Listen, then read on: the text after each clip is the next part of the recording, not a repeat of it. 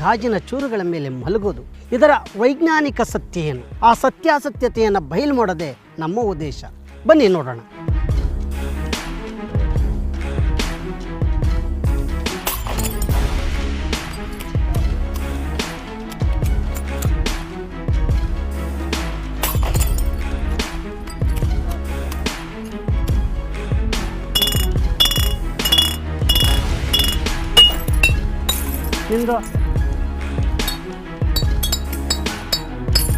ಗಾಜಿನ ಚೂರುಗಳ ಮೇಲೆ ನಾನು ನಿಂತ್ಕೊಂಡಿದ್ದೀನಿ ಅಂತ ನೀವ್ಯಾರೂ ಕೂಡ ನಿಂತ್ಕೊಳ್ಳೋಕೆ ಹೋಗಬೇಡಿ.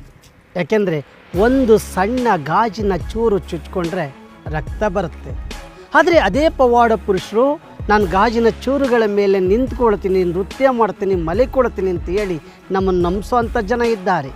ಈಗ ನಿಮ್ಮ ಮುಂದೆ ನಾನು ಗಾಜಿನ ಚೂರುಗಳ ಮೇಲೆ.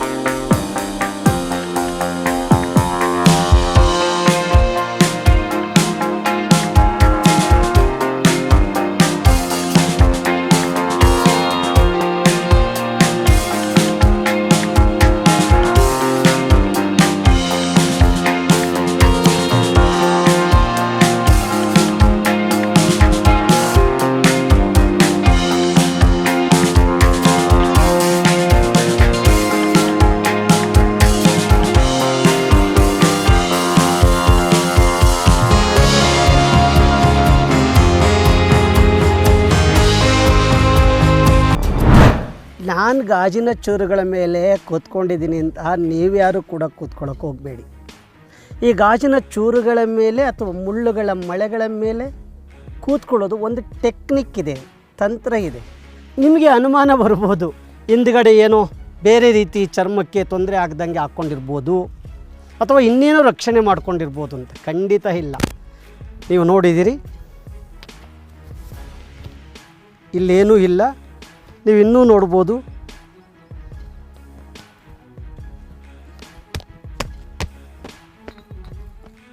ಏನನ್ನೂ ಹಾಕ್ಕೊಂಡು. ಹಾಗಾದರೆ ನನ್ನದೇ ರೀತಿಯಲ್ಲಿ ಮತ್ತೊಬ್ಬ ವಿದ್ಯಾರ್ಥಿಯನ್ನು ಅಥವಾ ವ್ಯಕ್ತಿಯನ್ನು ಇಲ್ಲಿ ಕೂರಿಸ್ಲಿಕ್ಕೆ ಪ್ರಯತ್ನ ಪಡ್ತೇನೆ.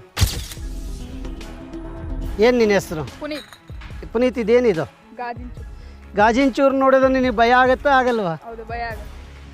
ಹಿರಿಯರು ಹೇಳ್ತಾರೆ, ಏನಂತ ಹೇಳ್ತಾರೆ? ಚುಚ್ಕೊಳ್ಳುತ್ತೆ, ನಡಿಬಾರ್ದು ಅಂತ. ಈಗ ನಾನು ನಡೆದಿದ್ದೀನಿ, ನನಗೇನೂ ಆಗಿಲ್ಲ. ಧೈರ್ಯದಿಂದ ನೀನು ಅದ್ರ ಮೇಲೆ ನಿಂತ್ಕೊಳ್ಳೋಕೆ ಸಾಧ್ಯ ಆಗುತ್ತಾ?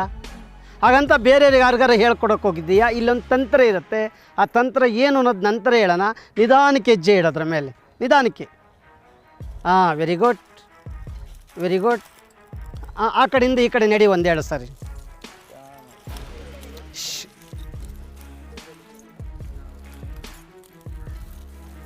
ಏನಾದ್ರು ನೋವಾಗ್ತಾ ಇದೆಯಾ? ಚುಚ್ಕೊಳ್ತಾ ಇದೆಯಾ? ಇನ್ನು ಮುಂದೆ ಬಾ. Very good. ಇಲ್ಲೇ ಕೂತ್ಕೊ, ನಿಧಾನಕ್ಕೆ ಕೂತ್ಕೊ, ನಿಧಾನ. ಹಾಂ ಹಾಂ, ನಿಧಾನಕ್ಕೆ ಮನಿಕೊ, ನಾನಿದ್ದೇನೆ. ಚುಚ್ಕೊಳ್ತಾ ಇದೆಯಾ ನೋಡು. ಇನ್ನು ಮಧ್ಯಕ್ಕೆ. ಹಾಂ, ನಿಧಾನ. ಹಾಂ, ಎಸ್. ಕಾಲು ನೀಡು. Very good. ಆಯಿತಾ? ಏನಾದ್ರು ನೋವಾಗ್ತಾ ಇದೆಯೇನೋ? ಚುಚ್ಕೊಳ್ತಾ ಇದೆಯೇನೋ? ನಿಧಾನಕ್ಕೆ ಎದ್ದೇಳು. ಹಾಗೆ ಅಷ್ಟೇ. ಮತ್ತೆ ಹಾಗೆ ನಿಧಾನಕ್ಕೆ ಮಲಿಕೋ. ನಿಧಾನಕ್ಕೆ ಎದ್ದೇಳು, ಮಲಿಕೋ. ಹಾಂ, ವೆರಿ ಗುಡ್.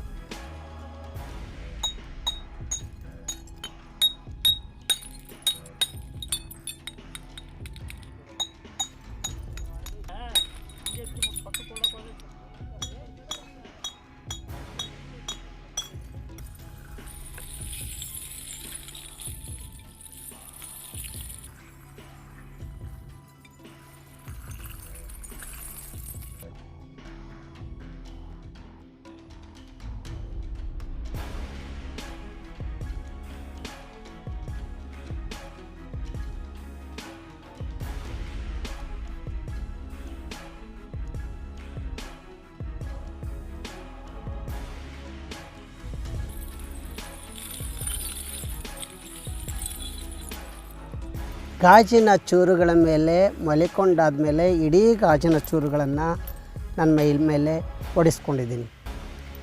ಆದರೆ ಟೇಕ್ ಕೇರ್, ಯಾರೋ ಹುಲಿಕಲ್ ನಟರಾಜ್ ಮಾಡಿದ್ದಾರೆ ಅಥವಾ ಇನ್ಯಾರೋ ಪವಾಡ ಪುರುಷರು ಮಾಡಿದ್ದಾರೆ ಅಂತ ಹೇಳಿ ನೀವು ಯಾರೂ ಮಾಡೋಕ್ಕೆ ಹೋಗಬಾರ್ದು. ಯಾಕೆಂದರೆ ಇಲ್ಲಿ ಎದ್ದೇಳಬೇಕಾದಾಗ, ಕೂತ್ಕೊಳ್ಬೇಕಾದಾಗ ಅಲ್ಲಿ ಒಂದು ರೀತಿಯ ಟೆಕ್ನಿಕ್ ಇರುತ್ತೆ, ತಂತ್ರ ಇರುತ್ತೆ. ನಾವು ಯಾವತ್ತೂ ಕೂಡ ಯಾವುದೇ ಒತ್ತಡವನ್ನು ಗ್ಲಾಸಿನ ಚೂರುಗಳ ಮೇಲೆ ಹಾಕಬಾರ್ದು. ನೋಡಿ, ಇಡೀ ಗ್ಲಾಸಿನ ಚೂರುಗಳ ಮೇಲೆ ನಾನು ಹಾಕಿದ್ದೀನಿ, ನಾನು ಕೂತ್ಕೊಂಡಿದ್ದೀನಿ, ಒತ್ತಡ ಕೊಟ್ಟಿದ್ದೀನಿ. ಮತ್ತು ಅದಲ್ಲದೆ ಗ್ಲಾಸ್ಗಳನ್ನ ಕ್ಲೀನಾಗಿ ಆ ಕಡೆಯಿಂದ ಈ ಕಡೆಗೆ, ಈ ಕಡೆಯಿಂದ ಆ ಕಡೆಗೆ ಹಾಕ್ಕೊಂಡು ನಾನು ಕೂತ್ಕೊಳ್ತಾ ಇದ್ದೀನಿ. ಕೂತ್ಕೊಳ್ಳುವ ಸ್ಟೈಲ್, ಇಡೀ ಒತ್ತಡ ಒಂದು ಗಾಜಿನ ಚೂರುಗಳ ಮೇಲೆ ಬೀಳದ ಹಾಗೆ ಎಲ್ಲ ಗಾಜಿನ ಚೂರುಗಳ ಮೇಲೆ ಬೀಳುವ ಹಾಗೆ ನೋಡಿಕೊಂಡಾಗ ಮಾತ್ರ ಗಾಜಿನ ಚೂರುಗಳು ಚುಚ್ಕೊಳ್ಳಿಕ್ಕೆ ಸಾಧ್ಯ ಆಗಲ್ಲ.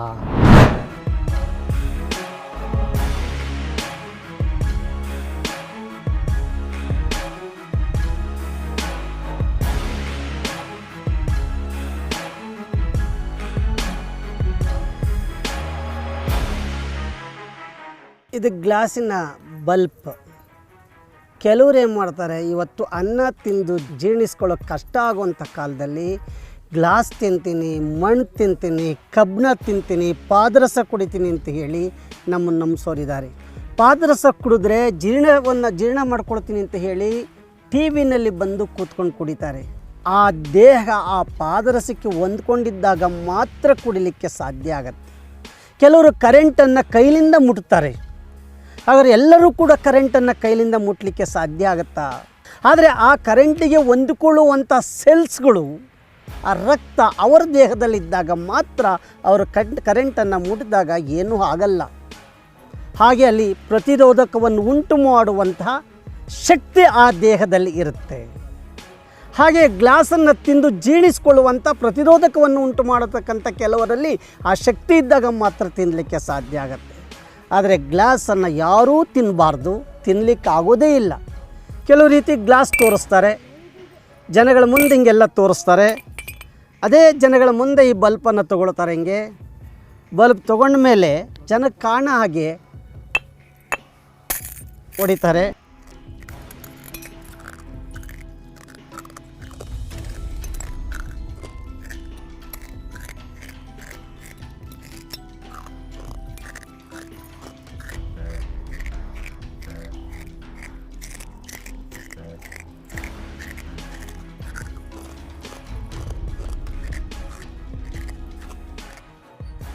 ಈ ರೀತಿ ಗ್ಲಾಸನ್ನು ತಿನ್ನುವಂಥ ಜನ ನಮ್ಮ ಮುಂದೆ ಇದ್ದಾರೆ.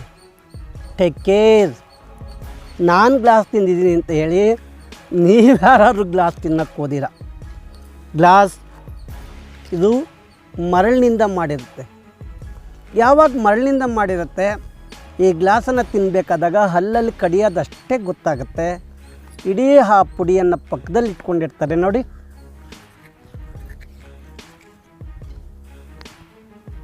ಇಡೀ ಪುಡಿಯನ್ನು ಇದು ಸೈಡಲ್ಲಿ ಇಟ್ಕೊಂಡಿರ್ತಾರೆ. ದನಗಳು ಹೇಗೆ ಆಹಾರವನ್ನು ತಿನ್ನಬೇಕಾದಾಗ ಮೆಲುಕಾಗ್ತಾ ಇದ್ದಾಗ ಪಕ್ಕದಲ್ಲಿ ಇಟ್ಕೊಂಡಿರ್ತವೆ, ಅದೇ ರೀತಿ ಇಟ್ಕೊಂಡಿರ್ತಾರೆ. ನಾನು ನುಂಗ್ಬಿಟ್ಟಿದ್ದೀನಿ ಅಂತ ಹೇಳ್ತಾರೆ. ಖಂಡಿತ ನುಂಗ್ಲಿಕ್ಕೆ ಸಾಧ್ಯ ಆಗಲ್ಲ. ಅಕಸ್ಮಾತ್ ಒಂದು ಸಣ್ಣ ಚೂರು ಬಾಯಿ ಒಳಗಡೆ ಹೋಗಿ ಜಠರಕ್ಕೇನಾರು ಹೋಯ್ತು ಅಂದರೆ ಅದು ಚುಚ್ಕೊಳ್ತಾ ಹೋಗುತ್ತೆ, ಗೀರ್ಕೊಳ್ತಾ ಹೋಗುತ್ತೆ, ತೊಂದರೆ ಮಾಡುತ್ತೆ. ಅದರಿಂದ ಗ್ಲಾಸನ್ನು ತಿಂದು ಬದುಕಲಿಕ್ಕೆ ಖಂಡಿತ ಸಾಧ್ಯ ಆಗಲ್ಲ. ಆದರೆ ಇನ್ನೂ ಕೆಲವರು ಇದೇ ಗ್ಲಾಸ್ಗೆ ತಿನ್ನೋದಕ್ಕಿಂತ ಮುಂಚೆ ಈ ಗ್ಲಾಸ್ಗೆ ಒಂದು ಲಿಕ್ವಿಡನ್ನು ಹಾಕ್ಕೋತಾರೆ. ಆಗ ಅದು ನಾಲಿಗೆ ಮೇಲೆ, ಹಲ್ಲಿನ ಮೇಲೆ ಕಡಿಯುವಾಗ ಮಾತ್ರ ಸೌಂಡ್ ಬರುತ್ತೆ. ನಾಲಿಗೆಗೆ ಹೋಗ್ತಿದ್ದಂಗೆ ಅದು ಇಡೀ ಗ್ಲಾಸು ನೀರಾಗುತ್ತೆ. ಆ ನೀರನ್ನು ಮಾತ್ರ ಕುಡಿತಾ ಹೋಗ್ತಾರೆ. ನಾವು ಎಷ್ಟೋ ಸರಿ ಮಣ್ಣು ತಿಂತೀವಿ, ಬದುಕಿದ್ದೀವಲ್ಲ. ಈಗಲೂ ಎಷ್ಟೋ ಜನ ಮಣ್ಣು ತಿಂದು, ಕೆಮ್ಮಣ್ಣು ತಿಂದು ಬದುಕುವಂಥ ಜನ ಇದ್ದೇ ಇದ್ದಾರೆ. ಹಾಗೆ ಮೊದಲು ಮನುಷ್ಯ ಗೆಡ್ಡೆ ಗೆಣಸುಗಳನ್ನ ತಿಂದು ಬದುಕ್ತಾಯಿದ್ರು. ಜೀರ್ಣಿಸಿಕೊಳ್ಳುವಂತಹ ಶಕ್ತಿ ಇದ್ದಾಗ ಮಾತ್ರ ಆ ಥರದ ಕಠಿಣವಾದ ವಸ್ತುಗಳನ್ನು ತಿಂದು ಜೀರ್ಣಿಸ್ಕೊಳ್ಳಿಕ್ಕೆ ಸಾಧ್ಯ ಆಗುತ್ತೆ. ಈ ಗಾಜಿನ ಚೂರುಗಳನ್ನು ಸಮಾನವಾಗಿ ಇಟ್ಕೊಂಡಿದ್ದೀವಿ, ಸಮಾನವಾಗಿ ಹಗುರವಾಗಿ ಅದರ ಮೇಲೆ ನಡೀತಾ ಹೋಗ್ತೀವಿ. ಇಡೀ ಒತ್ತಡವನ್ನು ಕೊಟ್ಟಾಗ ನಮಗೂ ಚುಚ್ಕೊಳ್ಳುತ್ತೆ, ಆ ಪವಾಡ ಪುರುಷನಿಗೂ ಚುಚ್ಕೊಳ್ಳುತ್ತೆ, ಯಾರೇ ಬಂದರೂ ಚುಚ್ಕೊಳ್ಳುತ್ತೆ. ಅದು ಚುಚ್ಕೊಳ್ಳುವಂಥ ಲಕ್ಷಣ, ಗುಣ ಆ ಗ್ಲಾಸ್ಗಿದ್ದೇ ಇರುತ್ತೆ.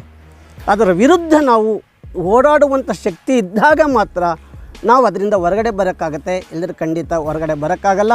ಇದು ಪವಾಡ ಅಲ್ಲ, ಕೇವಲ ಒಂದು ತಂತ್ರ ಅಷ್ಟೇ. ನೀವ್ಯಾರೂ ಕೂಡ ಮಾಡಬೇಡಿನದೇ ನಮ್ಮ ಮನವಿ.